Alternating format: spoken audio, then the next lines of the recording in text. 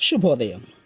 Global బెతేనియా Calvary ministry తరపున ఈ మాసం యొక్క చివరి దినం, అలాగే ఈ సంవత్సరం యొక్క చివరి దినంలో మరొకసారి మీ అందరితో కూడా కలుసుకొని దేవుని యొక్క పరిశుద్ధమైన మాటలు ధ్యానించుటకును దేవుడు నాకు ఇచ్చిన మధురమైన అవకాశమును బట్టి దేవునికి ప్రత్యేకమైన వందనాలు తెలియచేసుకుంటూ ఉన్నాను. దయచేసి ఈరోజు కూడా పరిశుద్ధమైన వేద గ్రంథముల నుండి మరొక చక్కటి మాటను చదువుతున్నాను. గమనించండి. ఆది కాండం 3వ అధ్యాయము 3వ వచనము నేను చదువుతున్నాను. దయచేసి గమనించమని ప్రభు పేరిట మనవి చేస్తూ ఉన్నాను. ఆది కాండము 3వ అధ్యాయము 3వ వచనము.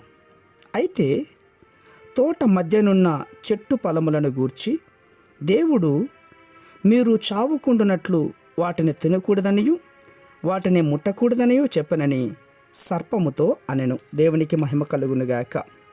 జాగ్రత్తగా వినండి. తోట మధ్యనున్న చెట్టు ఫలములను మీరు తినకూడదని, తిను దినమున చనిపోవదరని దేవుడు ఆదాము హవ్వలకు ఆజ్ఞాపించాడు. అపవాది దానిని తినునట్లు దేవుని వలె మారిపోతారని ఆ కింది వచనాల్లో మాట్లాడుతున్నాడు. ఒక చిన్న కథ చెప్తాను, వినండి. ఒక కుటుంబము వ్యాపారంలో నష్టం వచ్చి దరిదాపుగా 25 లక్షలు అప్పుల పాలైపోయారు. ఆ ఇంటి యజమాని తన భార్యతో, అమ్మా, నేను గల్ఫ్ దేశానికి వెళ్ళి పనిచేసి డబ్బులు పంపిస్తాను, నీవు జాగ్రత్తగా అప్పులు తీర్చి మిగిలినటువంటిది జాగ్రత్తగా దాచు అని చెప్పాడు. అప్పులు తీరిన తర్వాత నేను తిరిగి వస్తాను, మరలా మనం ఏదో ఒక చిన్న వ్యాపారం చేద్దామని చెప్పి గల్ఫ్కి వెళ్ళిపోయాడు. ప్రతి నెల ఎక్కువ డబ్బులు ఇంటికి పంపించుటకు నిర్ణయించుకుని తక్కువ అద్దెలో ఉంటూ నాసికరమైనటువంటి ఆహారం తింటూ ఉండేవాడు ఆ వ్యక్తి. తన కుటుంబంలో చూడాలనే ఆశ ఉన్నా కానీ ఆ ప్రయాణ ఖర్చులు గుర్తు చేసుకొని అప్పులు తీరుతుంది కదా, ఈ డబ్బు కొంచెం హోదా చేయొచ్చు కదా అని తన ఆశను చంపుకొని అక్కడే ఉండిపోయాడు. ఇలా 15 సంవత్సరాలు గల్ఫ్లోనే ఉండి ఒకరోజు తన ఇంటికి పంపిన డబ్బులన్నీ లెక్క చేసుకున్నాడు. లెక్క చేసుకునగా 25 లక్షలు అప్పు తీరిపోయి ఇంకా 40 లక్షలు మిగిలి ఉన్నట్లుగా అతని లెక్కల్లో తేలిపోయింది. ఎప్పుడైతే అది తెలియందో చాలా సంతోషంతో తబ్బిబ్బుపోయాడు. ఇంకా నేను నా దేశానికి వెళ్ళిపోయి నా కుటుంబంతో సంతోషంగా ఉండవచ్చు అని తన భార్యకి ఫోన్ చేసి, అమ్మా, నేను పలానా రోజు వచ్చేస్తున్నాను అని చెప్పేశాడు. ఆ చెప్పినటువంటి ఆ దినం రానే వచ్చింది. ఈ వ్యక్తి తన ఇంటి దగ్గరికి వచ్చేటప్పటికి ఇంటి దగ్గర చాలామంది ప్రజలు ఎదురు చూస్తూ ఉన్నారు. ఏమైందండి అని వారిని అడిగితే, అయ్యా, మీరు ఈ 15 సంవత్సరాలుగా పంపిన డబ్బులు మీ భార్య అప్పులు తీర్చకుండా వడ్డీలకి ఇచ్చి చీట్లు వేసింది, మొత్తం డబ్బులు పోయాయి.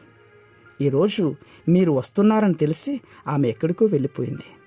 మేము అప్పుల వాళ్ళం, నీకోసం ఎదురు చూస్తున్నాం, మీరు మా డబ్బులు ఇస్తారని మేము ఎదురు చూస్తూ ఉన్నామని చెప్పారు. ఇంకేముంది, తన గుండెల్లో రైలు పరిగెత్తినంత పని అయిపోయింది. దుఃఖించాడు, ఏడ్చాడు, బాధపడ్డాడు. ఇప్పుడే వస్తానని చెప్పి 15 సంవత్సరాలుగా తన సుఖం మరిచి ఎంతో కష్టపడి డబ్బులు పంపి అందమైన భవిష్యత్తును ఊహించుకొని ఇంటికి వచ్చినటువంటి తనకు ఎదురైన పరిస్థితులు తట్టుకోలేక పక్కనే ఉన్నటువంటి రైలు కింద పడి చచ్చిపోయాడు.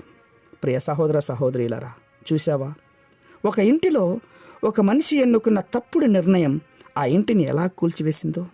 అవును, నీవు ఎన్నుకున్న నిర్ణయం నీ జీవితాన్ని కూల్చగలదు లేక నిర్మించగలదు. నిర్ణయం నీకే. ఈ సంవత్సరం చివరి దినంలో నూతన సంవత్సరానికి వెళ్ళేదానికంటే ముందే అద్భుతమైన నిర్ణయం దేవుణ్ణి అడిగి పొందుకో. అప్పుడే నీవు నీ కుటుంబం ఆశీర్వదించబడుతుంది. పరిశుద్ధమైనటువంటి మా ప్రియ పరలోకపు తండ్రి, చక్కటి సందేశం అందించారు నాయన. మా మధ్యలో మంచి చెడ్డలు కలిగినటువంటి అన్నీ మా మధ్యలో పుట్టారు, కానీ నిర్ణయం మాకే వదిలేశారు నాయన.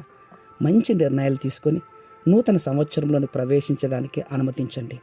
అట్టి కృప మీద దయచేస్తున్నదికే స్తోత్రాలు అర్పించుకుంటూ చిన్న ప్రార్థనను మా రక్షకులను యేసయ్య నంబట అడిగి వేడుకొని పొందుతున్నాం మా తండ్రి.